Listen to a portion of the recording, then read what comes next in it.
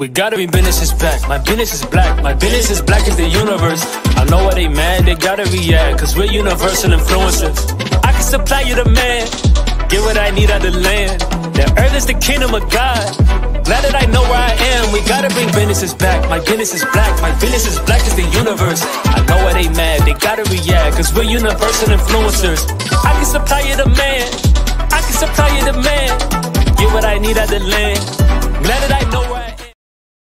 Welcome to another edition of BBI Talks, and I am your professor, Karriemah Lotus, and we have a wonderful conversation that we are going to delve into today.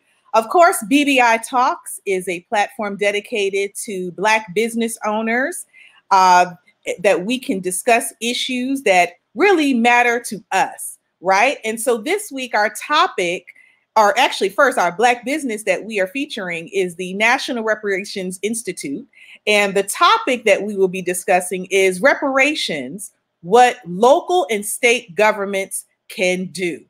And this is going to be a phenomenal conversation, y'all. I mean, I can't wait. I am excited about this. And I had the opportunity to do some research, and I just want to share a quick quote, and then I'm going to bring on two guests that we have in the studio representing the National Reparations Institute. I also want to thank those of you who have logged on to Instagram Live. Thank you, thank you, thank you for joining us, and thank you for joining us on Facebook and YouTube. So I found an article on Revolt, which is P. Diddy Combs' platform, right? And the name of the article is entitled Analyzing Reparations and How They Can Be More Effective at a Local Level Than a Federal One, which was a very timely article for what we're discussing today. So it continues by reading, local governments and private organizations have better odds at tracing their relationship to slavery and discriminatory policies worthy of rectification, making a case for, quote, micro reparations as a feasible foray into this overarching conversation. So without further ado, I want to introduce Professor Reginald Muhammad and Brother Michael Muhammad of the National Reparations Institute. How you doing, Black men? Very well, ma'am. Thank you. We can't hear you, Professor. Nope, can't hear you. You have to turn the volume on. You have to unmute yourself. Oh boy. Okay, well we're gonna make it do what it do. I know brother's gonna get it worked out. It's still showing that you're muted. Let me see if I can unmute you. I don't think I can. Okay, so you're gonna have to check your box there and just unmute yourself. But Brother Michael, while Brother Reginald is working that out, would you mind sharing with our viewers and our listening audience what the National Reparations Institute is?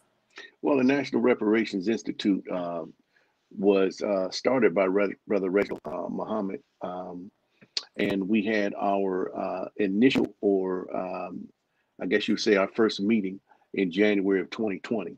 And we, at that point, discussed a National Reparations Summit for the summer of 2020. And also there was birthed the National Reparations Declaration.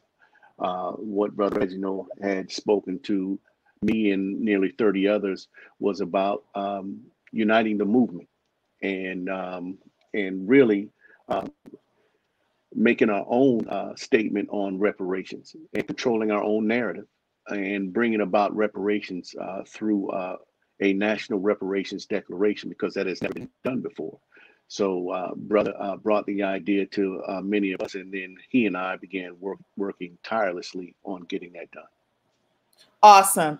And actually, I told you that we have another special guest that's going to be joining the conversation. So I'm going to go ahead and enter brother into the room. And that is our beloved Councilman Mark Baker of the City of South Fulton. How you doing, Black man? Welcome to BBI Talks. Good afternoon. I'm splendid. Thank you for having me. Thank you. And I know that you are traveling right now, so I appreciate you taking the time out of your hectic schedule to join this conversation. If my other guests don't mind, I just want to go ahead and allow our dear councilman the opportunity to kind of share some things with us related to his resolution. Is that all right? Yes, ma'am. Absolutely. Awesome. Thank you. So, Councilman Mark Baker, you brought before the City of South Fulton, and I have it here in front of me, a resolution providing for recommendations on reparations within the city due to the horrid and pervasive history of racism in Georgia, negatively impacting city residents and for other lawful purposes. How did this come about exactly? Well, first of all, I like to say that it didn't come about from me. It's just, just what we know needs to, a wrong that needs to be right. It's something that's been festering for some time. I've had the privilege to be a councilman in the city of South Fulton, now going on 4 years, as I was reelected year before last to serve District 7, and we're a new city. And being in a new city, that's a twin city actually to the city of Atlanta, the city of South Fulton has over 100,000 residents, and 90% of those residents are African American. And according to the National League of Cities, that demographic makes us, meaning the city of South Fulton, the blackest city in America, because we're also considered a large city. So when you have a demographic of this size, and you have what I would consider my mecca, the Atlanta University Center, where I attended Clark Atlanta University for my master's and doctorate programs, you have this mentality. I was in the African American Studies department for my doctorate degree, and I had Dr. Black there, had Dr. Joseph Bradley, all of these brilliant minds in the area of African American studies, becoming a councilman in the blackest city in America.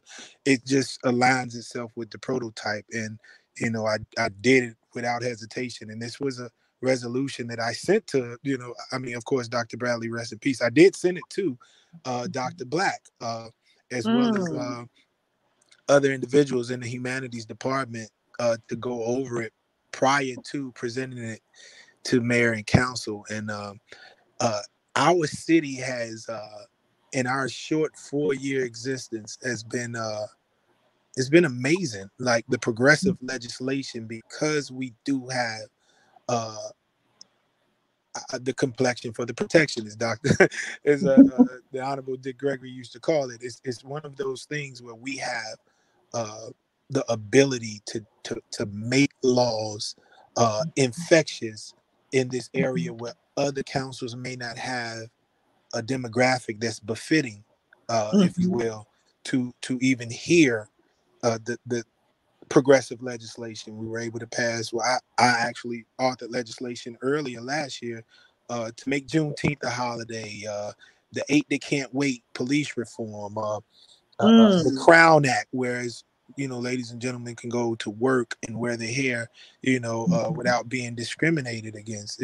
We are the only municipality to pass the Breonna's law, which ends no nonwarrants. So my last piece of progressive legislation just happened to be that reparations legislation, which kind of affirms the city's commitment to eradicating the effects of Georgia's systemically racist past, and how it has negatively impacted us as a municipality, as well as call on the state and federal government at their level, to address and act, and assess, the systemic racism and the past practices against not just minorities, but African or American, rather, descendants of chattel slavery. So the situation is on a municipal level, while we're reaching to our state officials and our federal officials to amplify our voices as they should be amplified on this level. That's how stuff works. And if we can make it infectious on my level, then the state reps can make it infectious, and then we go to Congress. This past cycle, of course, today being inauguration day, the last, all of those people, including now President Joe Biden and Vice President Kamala Harris, they had to speak on reparations as a part of their platform in That's order right. to be elected. And this is something now that was once taboo and is no longer taboo because of work like the individuals who are on this call right now and in Cobra, and those organizations now, an issue that people used to scoff at can now become legislation, even though albeit it's on my level as a municipality, but we can actually reach and have serious conversations about addressing these issues, and boosting economic mobility as well as opportunities in the state of Georgia, which we know Calhoun County is actually the place, I believe, where the Trail of Tears started. I wrote legislation about 3 years ago, still the only legislation in the state of Georgia to abolish Columbus Day. And we know what happened when it came to the Trail of Tears, and all Right. of our native brothers and sisters, they had to leave their land. And we provide the atmosphere to do these things, and hopefully we're that sounding board in our area to continue it. Absolutely. Absolutely. That's phenomenal. And, one of the things that I shared with you in, asking if you could join us in this conversation is kind of sharing, how you were able to frame this to be more palatable to those who may not be pro reparations. And so I'm asking, how are you able to frame it in that way, or was it strictly the social climate that made it easier? Well, I mean, that's one thing about our people. We everything comes from Black. And there's various facets of our people. There's some people who feel like, when they hear Tanashi Coates speak about reparations, they feel like, hey, we don't need a handout. It's explaining that it's not a handout. It's not a handout, but a hand up. And internalizing and helping our people digest that the conceptual framework of a hand up. More so, reparations is something that people feel like, okay, we get this check and things are better. We all know that based off of, our government support over the past year, whether it be the $1,200 stimuli check or the $600 check or the additional 14 that, Joe and Sister Kamala may put together. We do know that that's not going to change our situation. The government will not, and I don't look for the government to make or solve our problems or make our community function. That's on us. We have to do that. That's right. And I think that it starts and it festers out of conversations like this, out of other community leaders. I'm just a public servant that's elected, but other community leaders to make to assist our community in digesting that there's external and internal forms of reparations, and we have to work or do the work on the internal, while people like myself and legislators push the external. What do I mean by working on the internal? I mean, like, if we got these checks, just like most of those $600 stimulus checks are already gone, and they probably were spent in the Korean markets, buying hair or buying foreign automobiles or buying, food at restaurants that are Black owned, or purchasing designers that don't contribute back to our community. Like, we have to internally create a mindset, or which is part of the reason that the conversation has been pushed along. Are you there? Brother Councilman? I think we lost him for a hot second. Brother Professor Reginald, are you there? You still need to take yourself off mute. That money is going to go right back to them anyway.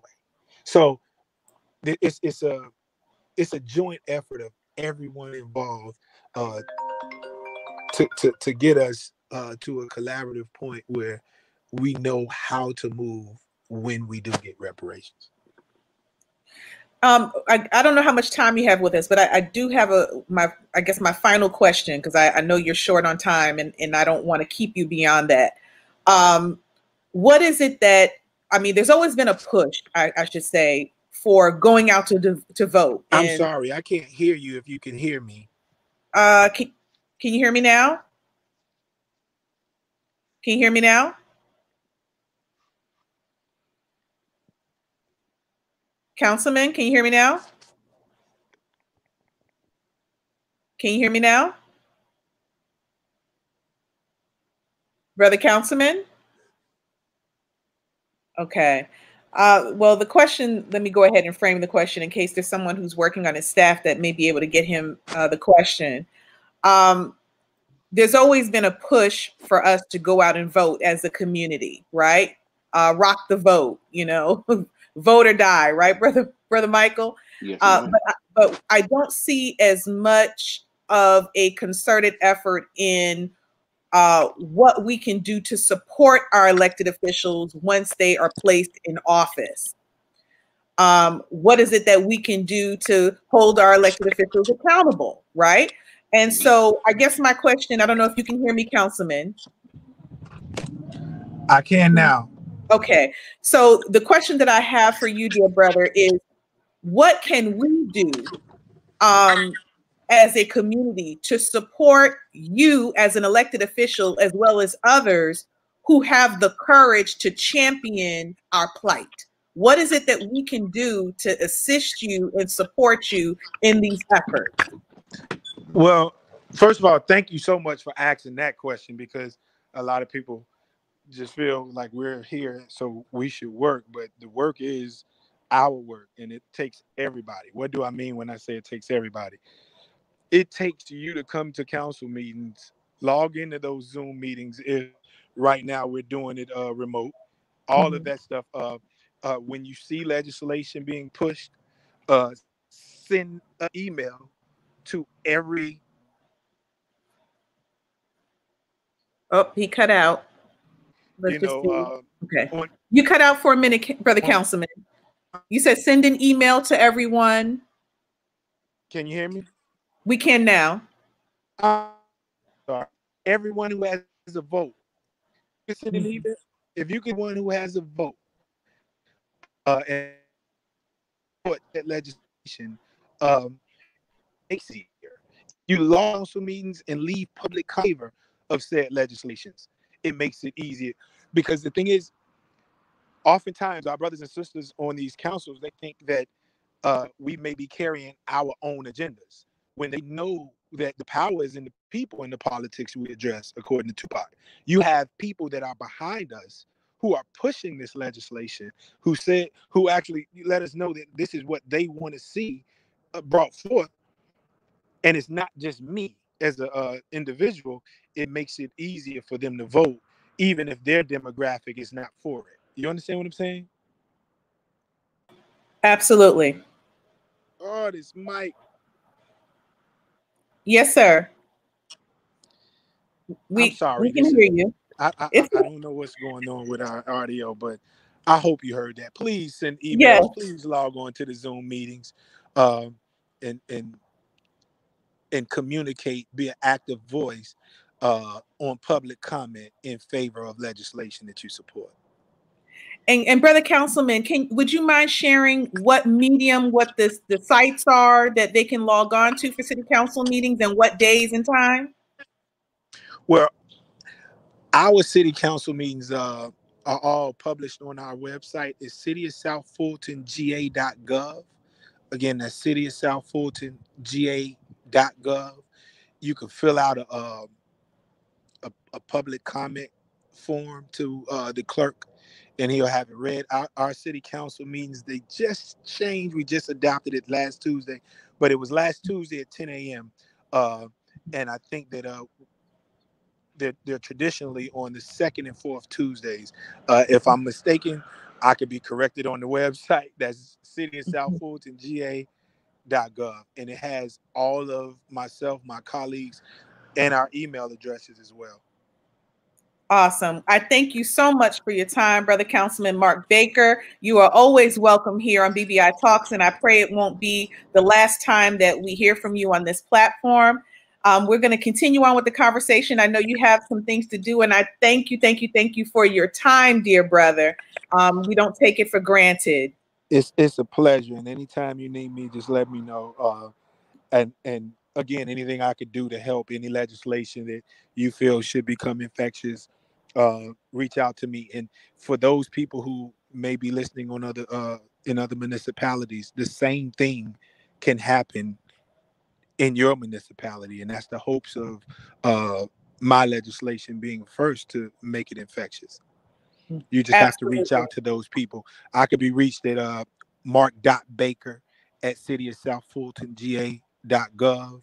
I could also be reached at Councilman Mark, like we ended up catching it up on Instagram at Councilman Mark. And I have no problem giving my phone number out, 404-782-9583. Again, 404-782-9583 for any conversations or next steps or things that we need to do to come together as a people. Thank you so much. I appreciate you allowing me your platform as well. Thank you. And I'm sending out my CAU love to my fellow brother. I didn't realize.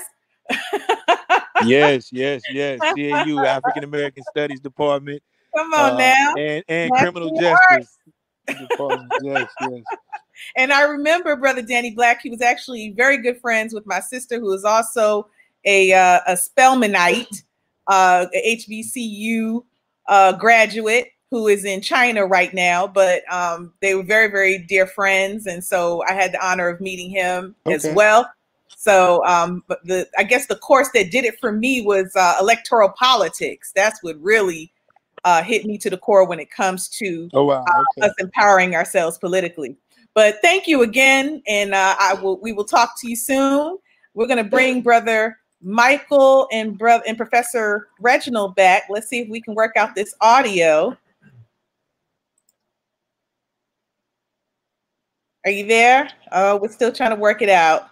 Maybe remove his ears. Maybe remove his headset, and maybe he can use his speaker. Okay, that might be the remove the headset. Can we try that? I don't know if you can call him. Oh. I just texted that to him. Oh, he just texted. Okay. He's going to try to remove the headset and see if we can make it work. But he has to unmute himself on his device. Right. I don't know if you can share that with him. So Brother Michael, based upon what Brother Councilman Mark Baker just shared, is he still with us? Are you still with us, Councilman? Yes, I am. I'm trying to listen in. Oh, okay, no problem. Okay, so based upon what Brother Councilman has just shared in terms of really just being able to have access to and pull the information required to draft resolutions and legislation, what would you say to that in terms of what resources are available to him and other elected officials that desire to continue this effort? Well, I think first of all, we have to check our local archives and see what has taken place historically with relation to how Blacks were treated and how things were stolen from us. For example, in Forsyth County in 1912, there were close to 2,000 acres stolen from Blacks. And all Blacks were kicked out of Forsyth County during that time because of an alleged rape case. But we really know what really happened was Blacks were becoming landowners and business owners, and that was infringing on the profit base of whites in that area. And Blacks were starting to enter into politics, and white people in that area did not want to have to yield to Black rule. So instead of accepting that blacks would share in the rulership of the county, they drove the blacks out and forced them to sell or give up their land and their property and business ownership. So these are things that have to be researched and looked at and see where justice is due. There's also on a municipal level certain requirements or certain services that are to be provided to all citizens, and we know that from after 1877 to especially through 1965, many municipal services were not provided to blacks, and we have to look into that and see where blacks were denied, and how black property was taken over for tourism or the benefit of white business or municipal businesses. So we have to look into those things and search the archives, and we have to dig critically and find those things which will benefit us and really show what we've suffered in these cities. And I'm so glad you said that. It looks like Professor Reginald, you with us? You're not muted. Oh, it doesn't show that you're muted, but we can't hear you. We can't hear you. We still can't hear you. Okay. Okay, let me, while we still troubleshoot that, Brother Michael, I found an article entitled North Carolina's Asheville unanimously approves reparations for slavery. And we kind of talked about this, but for those who may not be familiar, there was they said hundreds of years of black blood spilled that basically fills the cup we drink from today, says Councilman Keith Young, one of 2 black council members and sponsor of a bill. And the resolution apologizes for the city government's historic role in slavery, as well as its role in the discrimination and oppression of African Americans. And so what they decided they were going to do, according to the bill, is that the money will go towards affordable housing, business and home ownership, career opportunities, quote, strategies to grow equity and generational wealth, closing the gaps in healthcare, education, employment, and pay, as well as neighborhood safety and fairness with criminal justice. What would you say about this particular presentation of reparations from North Carolina, from Asheville? Well, here we are again, Sister Karriemah, where white people or those who were in charge or ruling are making decisions for us. Where is our interaction and approval of these so-called programs? These things that were declared and that the city said that they were going to provide for blacks are the normal services that must be provided. If we go back to the Civil Rights Act, if we go back to the Voting Rights Act, these are things that already should have been provided and should have been services been given to the people anyway. So they're not doing any reparations. All they're doing is catching up to the services that they were supposed to provide from the beginning. So we have to start to define what reparations is and not have reparations defined for us. Therefore, we will, if we don't, then therefore we will be given something called reparations that is not reparation. It doesn't repair our situation. It doesn't make us more independent. It does not free us from rulership. So if you look at Japan, if you look at Germany, when America provided reparations to those countries, they became world powers. Germany had the largest economy in Europe. Japan was in the top 5 economies in the world in the 80s and the 90s. So we know that this is not reparations and this does not restore our people. We have to determine what reparations is. And that is why we're calling for the 2021 summit to bring many of our thinkers together and decide what reparations is, not just on a federal level, but on a state and a local level. And thank you for sharing that. And we're going to talk about that before we get out of here today. Let's see if we can get Brother Reginald in. Brother Reginald? Yes. Can you hear me? Yay! All right. God is good. Look, everything, what is it? The minister says, difficulty factor is attached to everything of great value. That's And right. so we appreciate us being able to have you here, dear brother, as well, to join this conversation.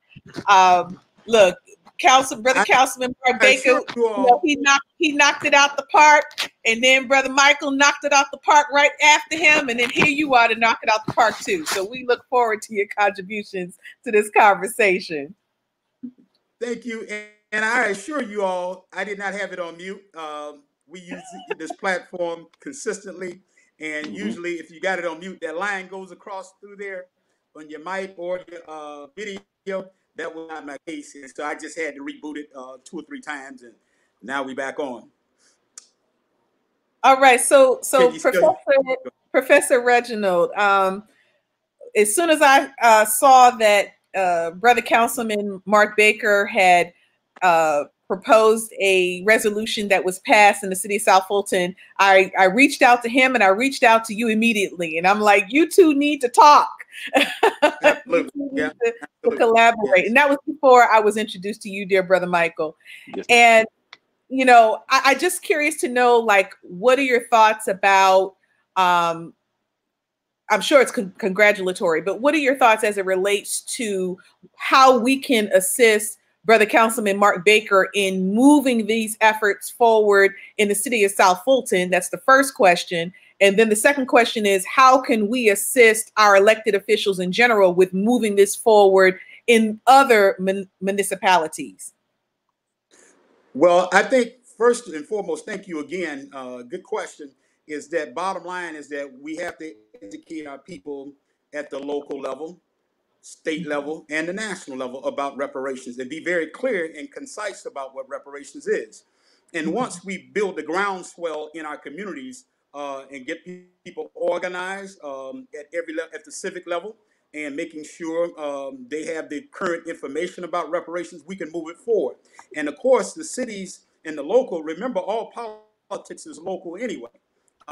So at the end of the day, we can do some things immediately at the local level that will take a little bit longer at the federal level. So at the end of the day, I applaud the councilman and any of those who are moving forward with reparations. And again, this is why the declaration is so important, because that declaration is written for the national level, but out of that declaration, there is a model and a methodology that you have to use even at the local level if you're talking complete reparations. And again, I want your audience to know, and then those who are thinking about bringing forth legislation, let's make sure this does not end up being economic and political patchwork. We're talking reparations. Reparations is about repairing the damage. And remember now, at the city level, at the municipal level, or at the state or the national level, government is to always provide goods and services and a level of protection for its citizens. So you giving a few scholarships, some job programs, and you calling that reparations? No, absolutely not.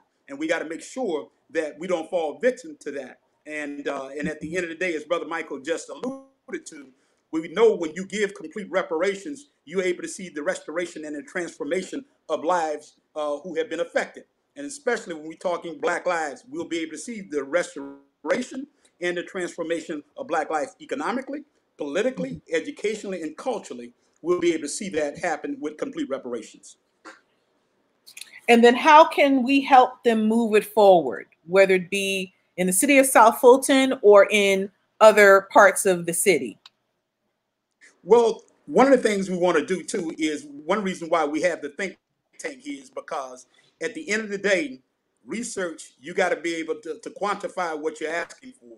You got to be able to show conclusively at the local level how reparations will benefit. First off, how it will benefit the particular city or the particular municipality or the state. How will all of the citizens will benefit from complete reparations? And then two, let's target that Black population historically and currently. How will they benefit from reparations, and how it'll just be a win-win situation? If you start it there, it'll take some of the anxiety out of it. It'll take some of the controversy out of it when people know how how the masses, the state and the city and the particular population will benefit from it. then it makes sense to people. Well, you know, we can sit down and talk now. But the councilman's that is a very good start. We applaud that, and we're going to be working with the councilman and the state and local as well as national officials to ensure them that they have the data and they have the research, because we're looking at at least 3 areas. Land that was taken in Georgia, and even at the local level, we're looking at the wages, and then how do we close the wealth gap? Those have to be 3 essential variables when you start talking complete reparations. If you leave any of that out, you're not talking complete reparations, and we will never see the changes that in the population that we are targeting, the Black population in this instance, at the local or at the state level or the national level, unless we include at least those 3 variables in the equation about reparations. Does that make sense? It makes perfect sense. And, you know, Brother Michael, I'm sitting here smiling. I'm so proud because Professor Reginald is a professor at Clark Atlanta University in the political science department.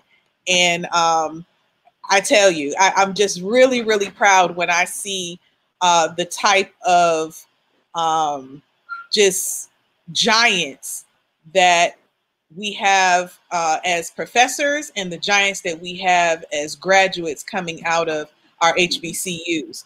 I just want to direct some attention, and I really encourage those who are watching to go to the City of South Fulton site and pull down a copy of Brother Councilman Mark Baker's resolution, or the one that he sponsored.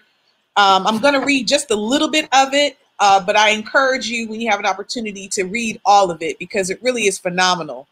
It states, quote, whereas the City of South Fulton is a municipal corporation duly organized and existing under the laws of the state of Georgia, whereas the duly elected governing authority of the city is the mayor and council, whereas the state of Georgia has a painful history of horrid abuses and atrocities committed against African descendants of slavery. And then it continues from there. I'm fast forwarding.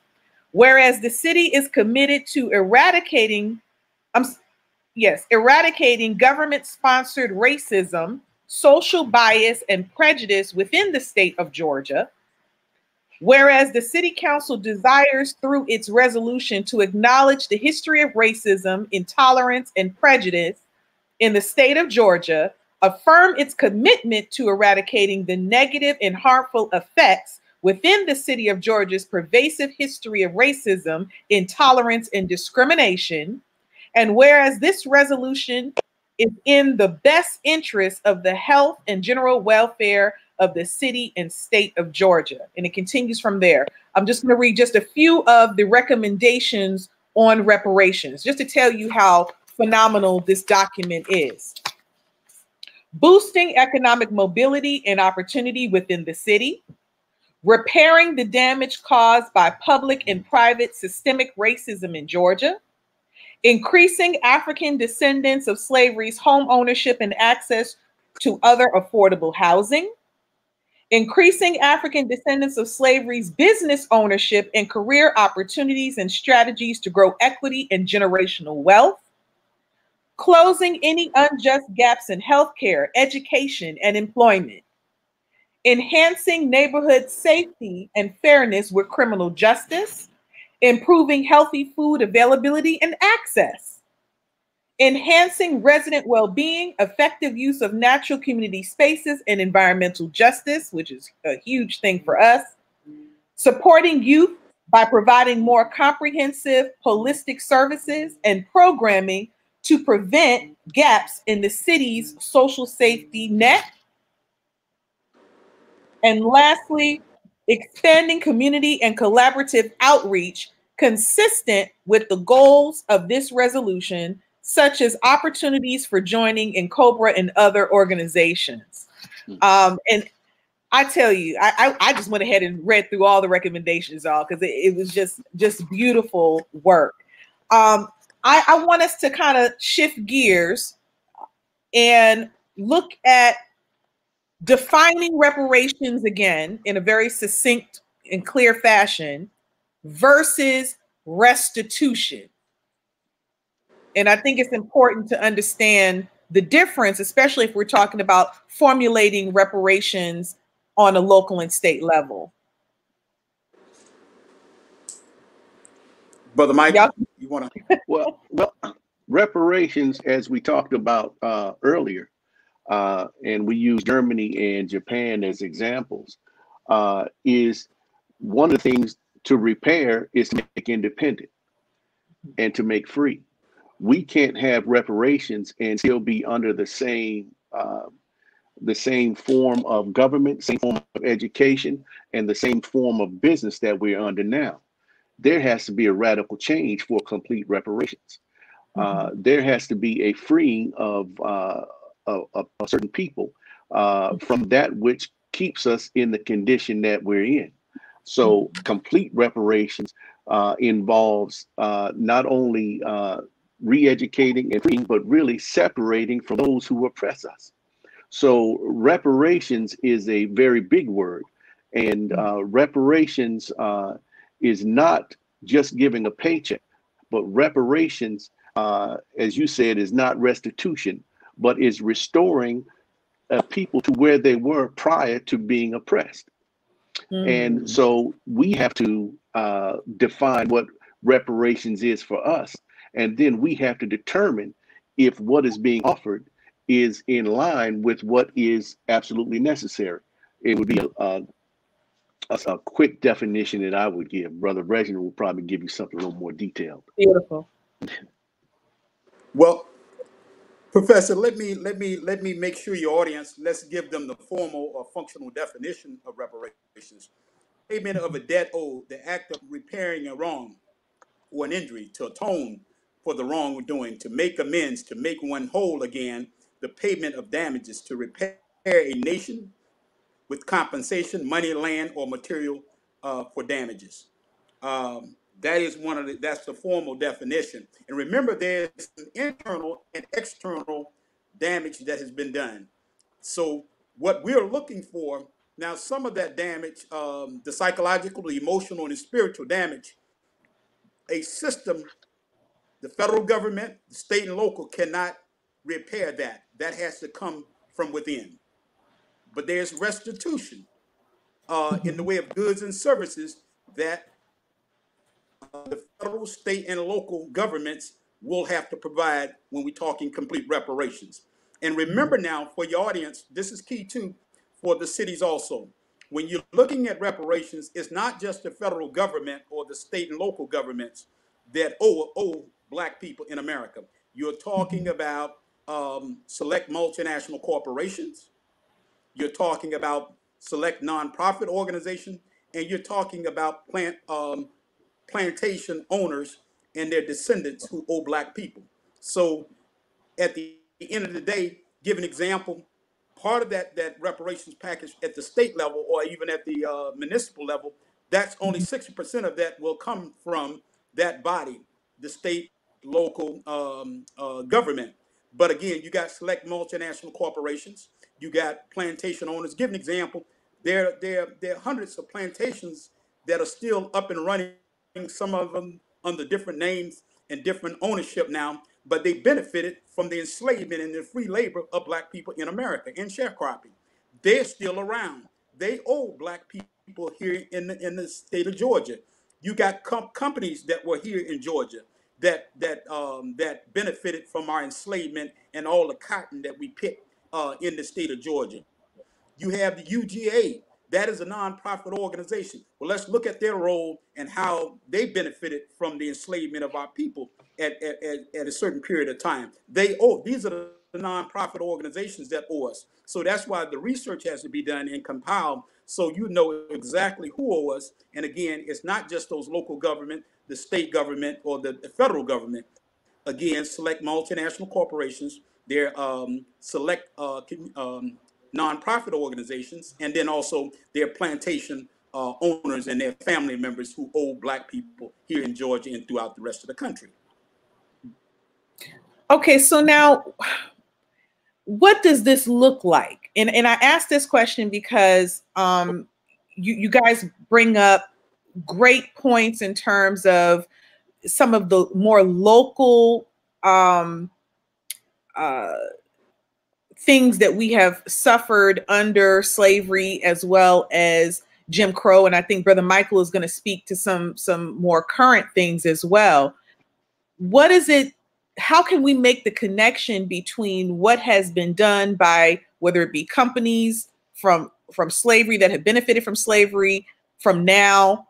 How do we even assess what they should be paying? Hello. And if they're paying, are they paying into a some sort of fund, a local fund or state fund? Like, what could that look like? I'm just trying to understand how you can make the connection between what was done in organizations that were propelled and have sustained themselves as a result of slavery and Jim Crow, to actually awarding, I say damages, but awarding reparations for what has been done.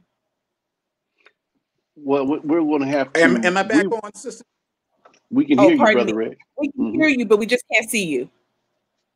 Okay. What I was going to say is that at the national level, state and local level, there's generally will have to be a commission in place that will oversee. Okay. You ask the question of how do you disperse that? How do you manage that? Yes. How do you decide who are the beneficiaries? Well, you must put together a commission, those who are certified and qualified to look at and compile the reports and the research and say, you know what, that within that commission, you got to have an economist in that. You got to have an accountant. You got to have legal people. You got to have experts in education, public health. All are part of that local commission, and they will decide. Give an example.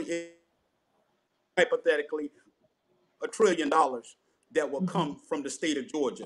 Well, they will decide how that money is dispersed within the commission, because we got people on there who are looking at 9 different areas, starting with education and culture, investment. With what are some of the other commissions, Brother Michael? Other committees we got? International land trade and and commerce. acquisition. Correct. Yeah. Public policy. Exactly. Well, so at the end of the day, those commissioners will decide what that looks like, and then having a center at least, or an institution that will oversee and manage and distribute those various parts of the reparations package. Give an example. We know that there are hundreds of black farmers still left in the state of Georgia. All of that is not going to be compensation. Some farmers still need irrigation systems, up-to-date irrigation systems. Some of them need equipment for major harvesting and things like that. So there are a number of things. Give an example, HBCUs. When you start talking about, did we lose Brother Reginald? Oh, are you there? Did you lose me? Yeah, I'm here. Yep. Can you still hear me? We can now.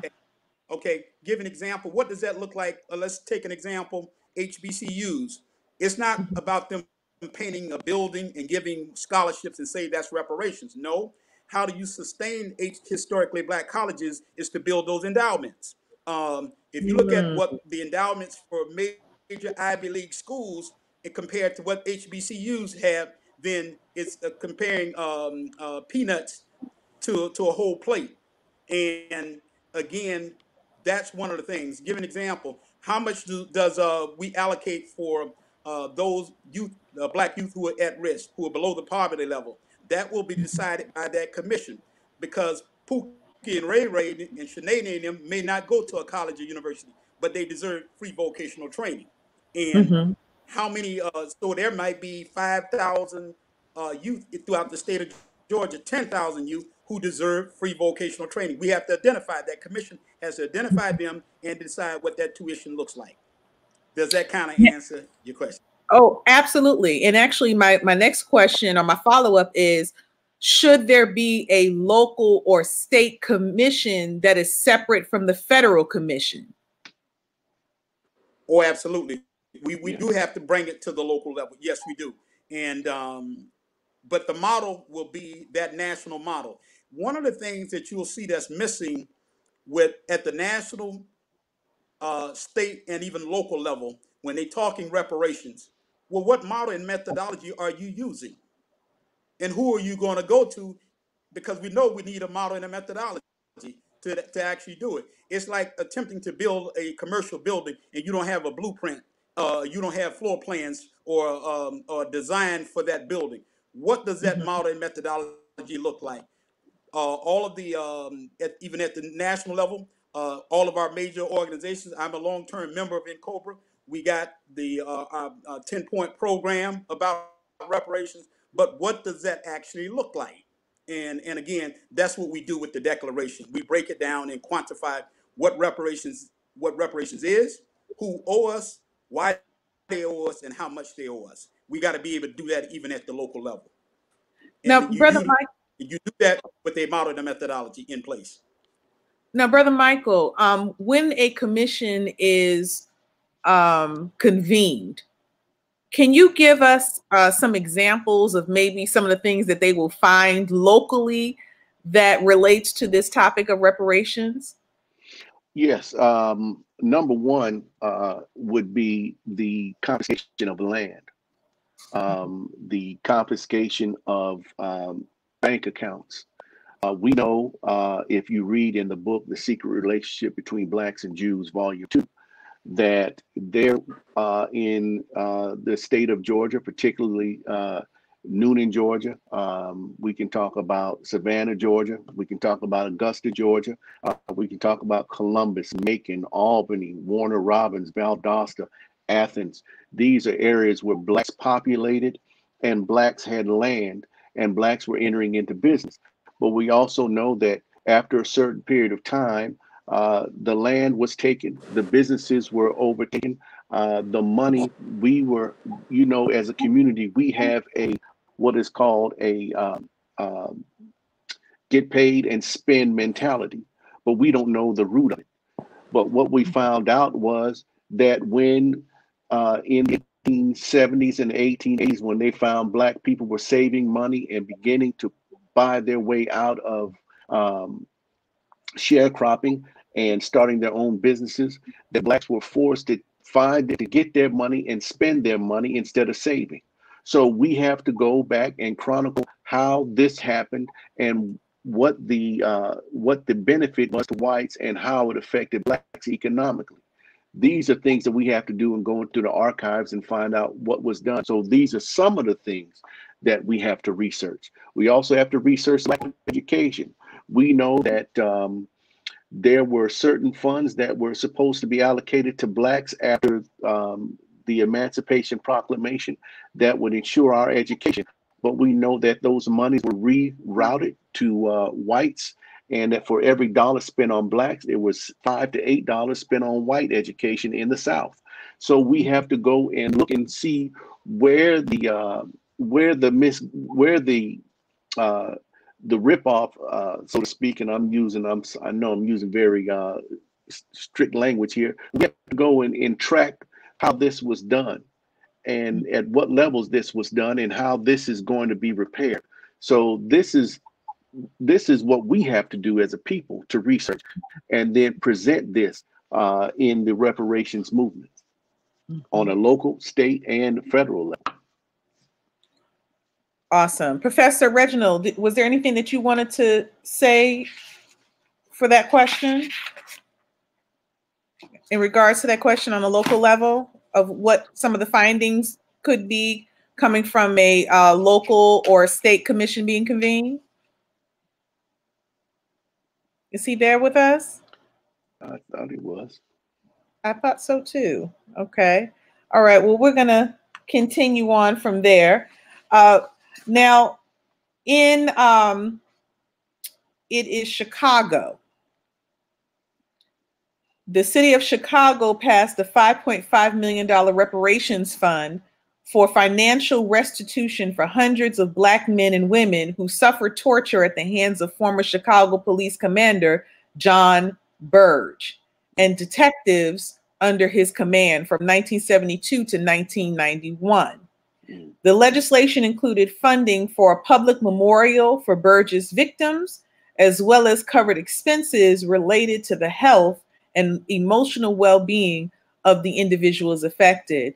The question is, Brother Michael, is it reparations or is it restitution? That's more restitutions, because we have to look at what is the value of a Black life. What is the value? We know that trauma becomes genetic, and we know that the victims of trauma, that there are things that go into our DNA and is passed down from generation to generation. So what is the generational repair to the trauma that we have suffered? And a $5 million fund is nice, but that doesn't repair the damage that has been inflicted on those men, women, and children who are victims of that kind of treachery. Now, it's nice that under Mr. Birch that they want to do something, but what about those that came before Mr. Birch? What did we suffer in Chicago prior to Mr. Birch? What did we suffer when we started moving from south to the north and tried to get into the cities and get into the meat factories, and we were given all the menial labor? What did we suffer to do those things? So we have to go further into that, but that can be a start. But we, again, can't allow Chicago, Atlanta, Los Angeles, New York to determine what is reparations. We have to define that, and we have to unite our movement and then define it on a national, local, and state and local level. Professor, are you with us? Can't hear you.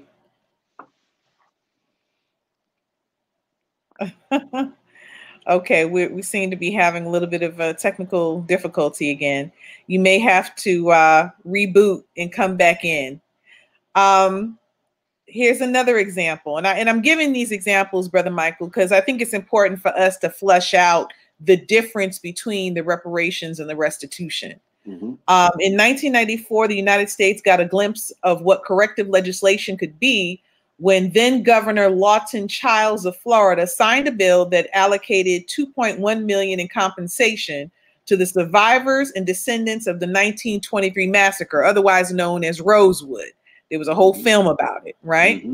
Right. Which left 6 Black residents dead after a white married woman said that she was assaulted by a Black man. Later, we found out that was false. The breakdown was $1.5 million went toward direct compensation, while $500,000 served to cover property damage, which to me seems very low, considering they burned down an entire town, and you're telling me only $500,000, which kind of brings us to another issue after you speak to reparations versus restitution, and that is how are we? And this is your portion, your baby, from our understanding in the National Declaration, is how do you quantify what reparations should look like? So my first question is this reparations or restitution? And then 2, how do you even quantify loss like this?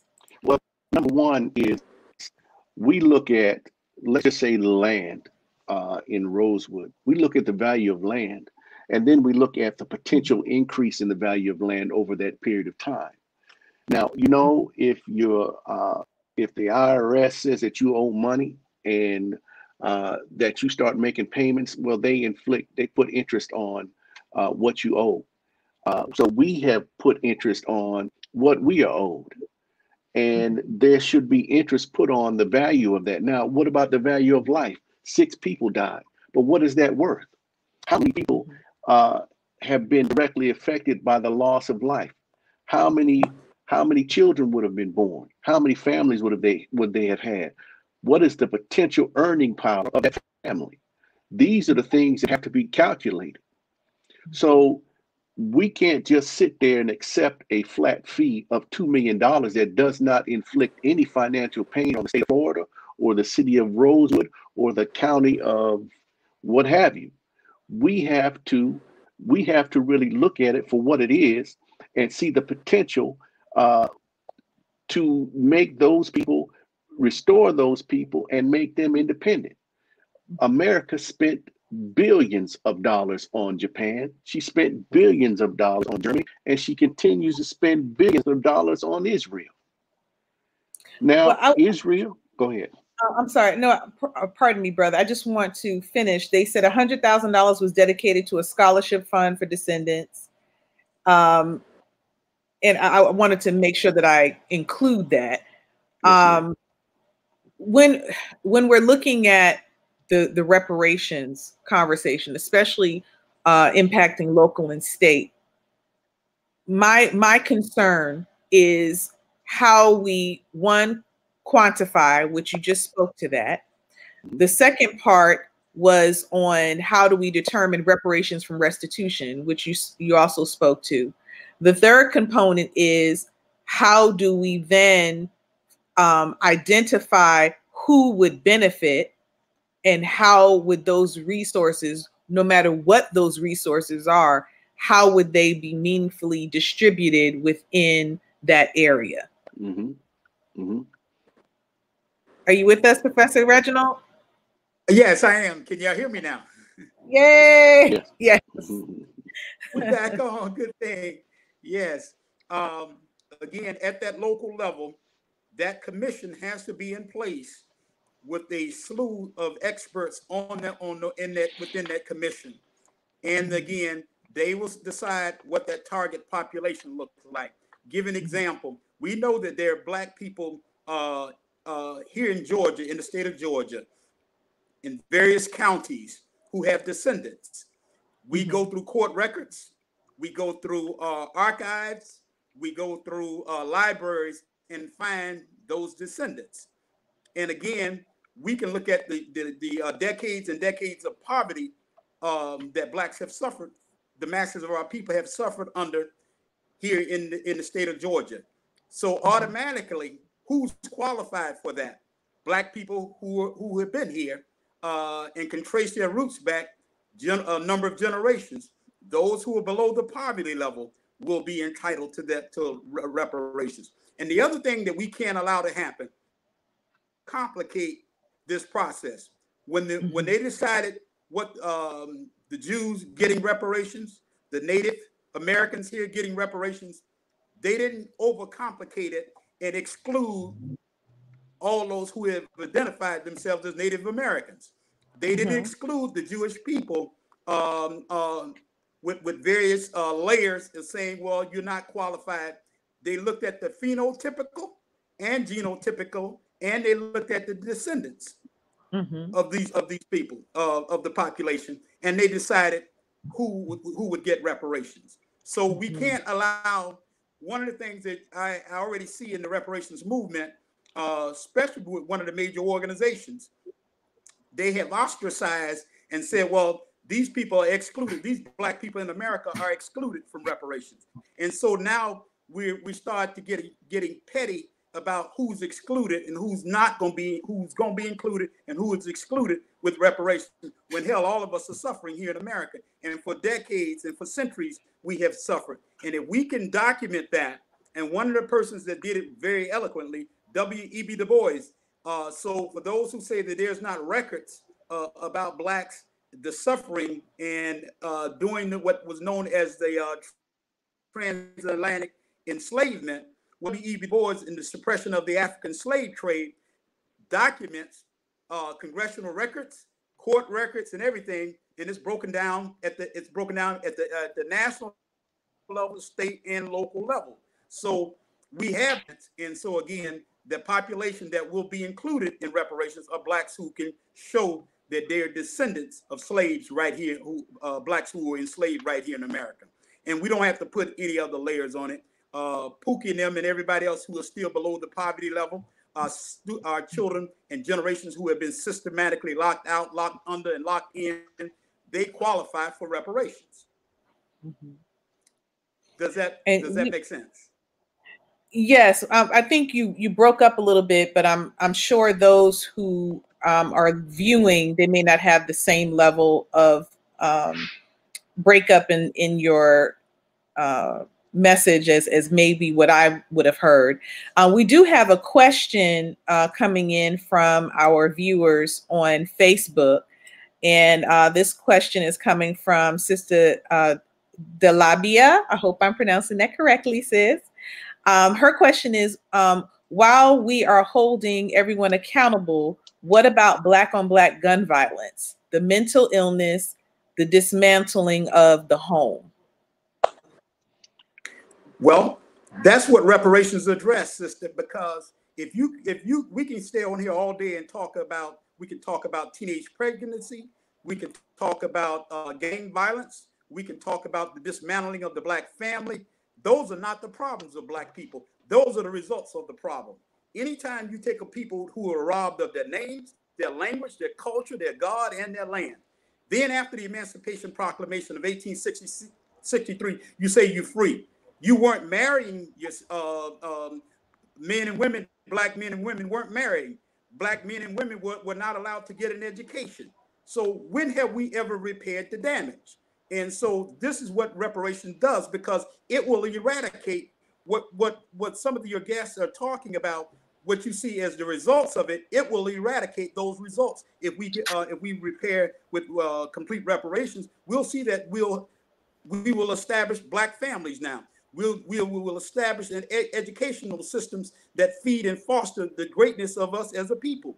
You'll see that poverty, Black on Black crime will cease to be a problem. I'm saying if others suffer what Black people have suffered, you would see the same results in poor whites. You will see the same result.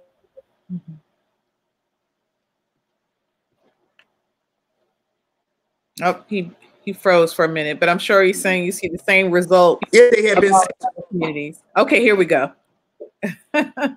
It's just been one of those days, but we're gonna get through it. But anyway, yes, sir, we are. Again, those are the results of the problem. But complete reparation of the question that you were just given on Facebook, that will help us restart to repair that damage. It's like this. Let me simplify this. If we have a sister or brother who's been in an abusive relationship, and say that woman has been through 3 or 4 abusive relationships, verbal and physical abuse, and you ask her to go into the next relationship and the damage has never been repaired, she's going to carry some of the scars and the baggage and the psychological problems into that next relationship, because we never repaired the damage. That's what Black people in America.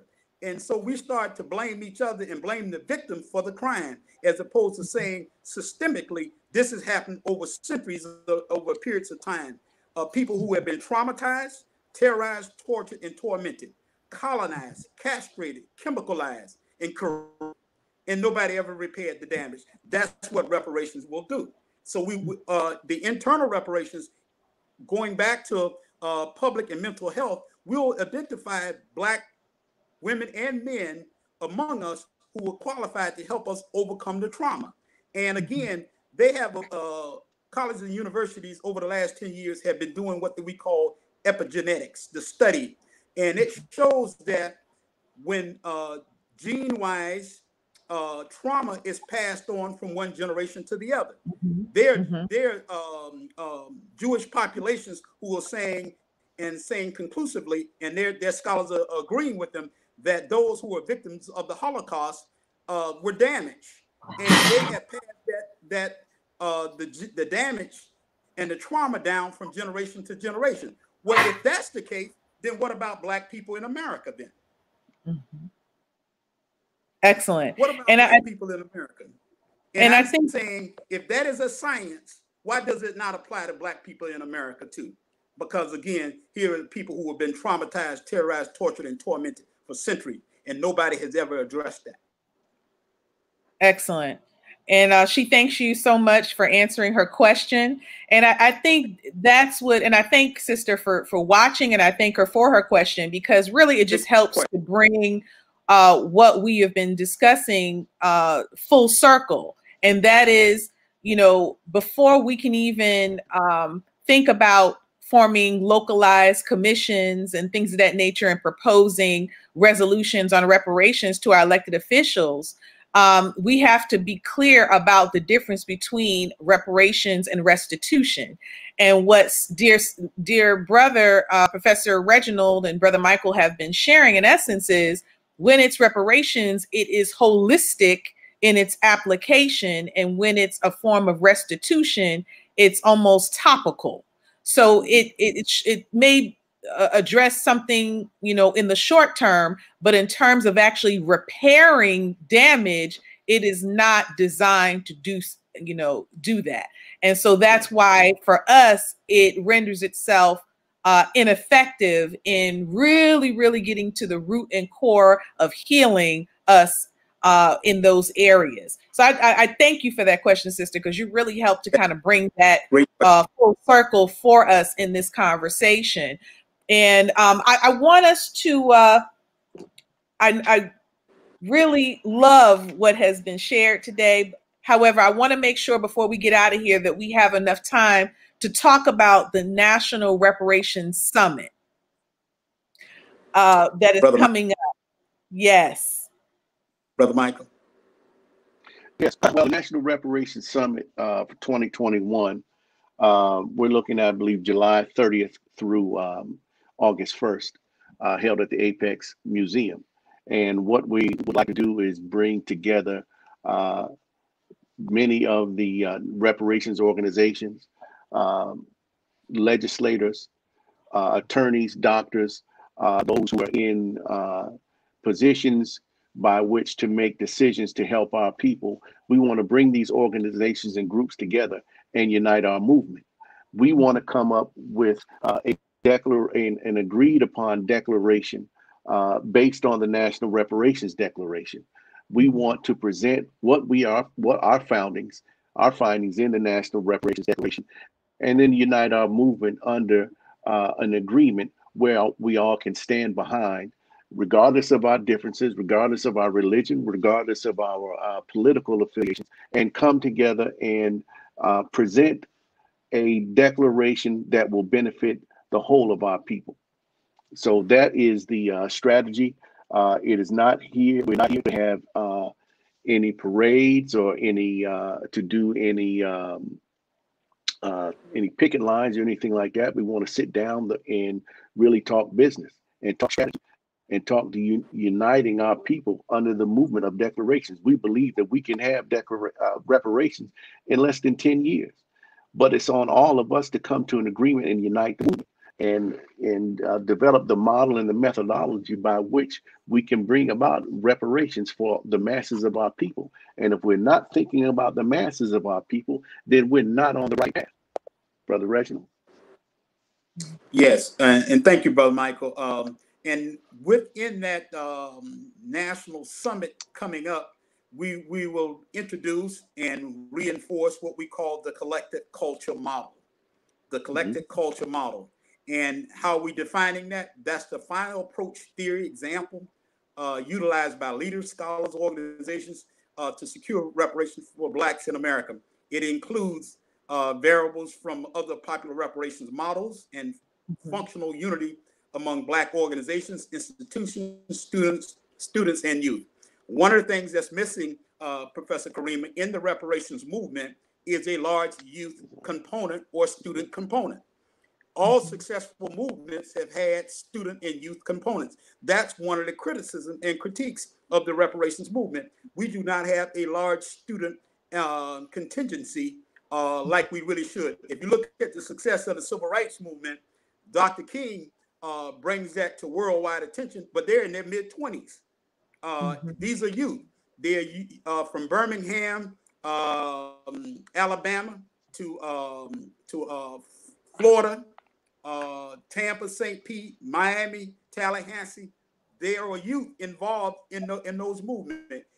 If you look at the success of the movement in Azania, we call it South Africa today, youth and students that are driving the movement. That is one of the critiques and criticism that we must have about the reparations movement. It's not a large contingency of students and youth that we really need. And as he said, again, number one is that we consolidate the movement. So that means that all the organizations will be invited. there would not be, that we know of, a Black organization or a leader that will not be invited. And then number two is we control our own narrative, because if we don't control our own narrative, we will get something that's not complete reparations. And then number four is to decide, build on the national declaration that we have. And then out of that, the last thing is to develop public policy at the federal level, state, and local level. So give an example, the councilman from South, the City of South Fulton.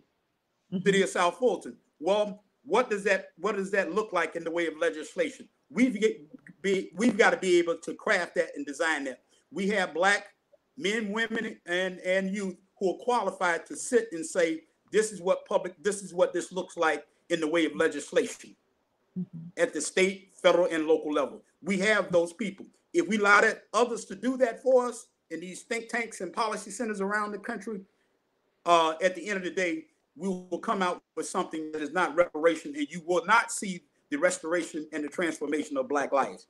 Again, that's part of the model and methodology that we've got to, because right now we good on the theory, we able to document all of the atrocities, but crunching the numbers and quantifying it, some of the major books that have come out in the last few months, that's what's missing in major studies on reparations today, is that what's the model and the methodology. And we know that there are four popular models that are out there. You have what you call the atonement model, you have the conversational model, you have the legislative model, and you have the tort model. Well, none of those, Black people have to pull from all four of those models, and this is what we come up with, we call the collective culture model, because our situation is unique historically and contemporarily. Our situation is like the enslavement of like no other people to be found anywhere at any time in human history, what Black people suffered here in America. And so that's why we have to come up with our own collective culture model that will actually secure reparations for Black people in America. Those who are on the fence saying this is a 15 and 20-year process, well, I beg to differ, and I argue differently that it won't take that long if we have a model and a methodology for doing it. And that's one reason why it has taken so long for Blacks. Blacks have been organizing for reparations and educating themselves for reparations for over 100 years. That has still has not put us closer to securing a collective culture model or methodology. And I don't care what name you put on it, but it better have some of those variables within it. Then we'll be around here 30 and 40, 50 years talking reparations, and our children will be looking at us as fools, supposedly educated and having leadership quality and skills. We will not be any closer to securing reparations if we don't have a model and a methodology that will actually do just that. Absolutely. Well, I want to thank you both, Brother Michael Muhammad, Professor Reginald Muhammad of the National Reparations Institute, for joining me today on BBI Talks. I want to thank our dear brother, Councilman Mark Baker, for also joining us on this show today. A couple of things in closing that I want to kind of highlight is number one, in terms of the youth component, I think that is exceptionally important. And we actually talked about that in our last show on reparations, the importance of engaging our young people. And with so many of our professionals coming out of HBCUs, it seems like HBCUs would be, in the words of Ghanaian brothers and sisters, an asasepa, or a fertile ground for us to really champion what we're discussing. It, reparation forums, whether the youth led or university led, from the students on reparations, helping to give them the support that they need to be able to champion reparations and the conversation about reparations. And then also engaging in some sort of community-based campaign. Because at the end of the day, we have to be able to create awareness among our young people, using social media, using other forms of media to be able to place this before them and equip them with the knowledge necessary to know what it is and know why it matters, and to also understand why it matters for them to continue in the fight to us securing it. And then I also want to give a shout out to Blackstone Academy, which some of the students, if they're not watching now, they will be watching, because this particular show is being circulated among their student government. And so, you know, these may be seemingly small things that we do, but it adds up, because we don't know who is in that particular school and who are they to become one day. And it could be that them watching the councilman, that they may say, wow, when I get older, I want to run for as an elected official. And one of the things that I'm going to champion is the distribution of reparation dollars. You know, preferably will at least be that far along. Yeah, you know? And so, you know, and so I think it's important. The other thing is being able to educate our young people and just our people in general about what is it that we can do with our money.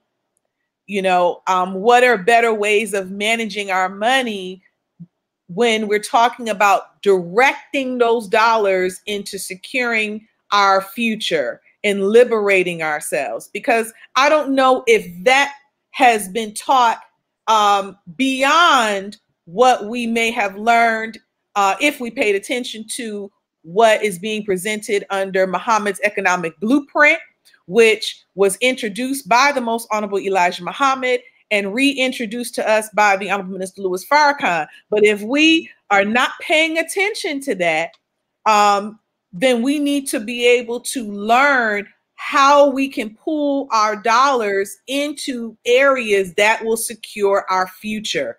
And I think that needs to be brought before our youth as well as before our community members. Was there something you wanted to say to that, Professor? You sounded like you wanted to make a statement. Well, no, on I just wanted to first off just thank you before we got off the air for having the insight and the courage to have such a program.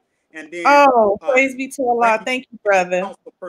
And I thought it was a very balanced show and a very effective. And I'm sorry about the technical difficulties that we did have, but hopefully the message was clear. And I just wanted to invite your audience to make sure that they get a copy of the declaration, because there are probably 15 citations in that declaration. It's not a real long read, but you can go to our website, the National Reparations Institute.org, and order the declaration, or you can call us directly and we'll make sure we mail it out to you, or we have it on ebook also.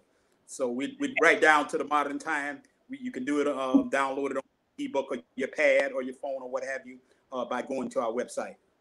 And I love that. And you probably can't see it, but it's actually right here on my little bar, my little banner. And thanking you for being one of our proud sponsors, as well as, let me get her up here too, Ninth and Maxwell, which is a Black-owned, Black woman-owned vegan nail brand. So for the women in your lives, if they like to get their nails done and they don't want formaldehyde, which they use for embalming dead people, and they want to use something that's going to be toxic free, please, please, please check out Sister's line of vegan nail polish. And so she is also one of our other proud sponsors. And I love to extend love to all the organizations that help to keep BBI Talks going and going strong. And I can't thank you enough, dear brothers, for your continued support. And I thank dear sister as well for her continued support. So without further ado, I'm going to bring this conversation to a close. I want to thank those of you who are on Instagram for hanging in there with us. In spite of all our technical challenges, you still hung in there with us as you do week after week. And I thank you. I want to go through and kind of thank everybody who tuned in. Brother William Kunstler, I hope I pronounced your name correctly, as well as Councilman Mark Baker joined us on Instagram as well. Ibrahimi ATI also joined us on Instagram. Thank you. The Beatbox himself, Brother Kenny Muhammad joined us as well on Instagram. So thank you for tuning in. And I also want to thank those of you who were on Facebook and YouTube that also checked us out live to kind of see what we were talking about. You know, this particular show is not a rah-rah show. It's not that kind of show. This is the kind of show that we are really getting it in and exploring reparations, the nuts and bolts of how we can approach this. And in previous conversations on reparations, we talked about the federal level. But this week, we really needed to understand that we can actually start this conversation and start its implementation right here where we live.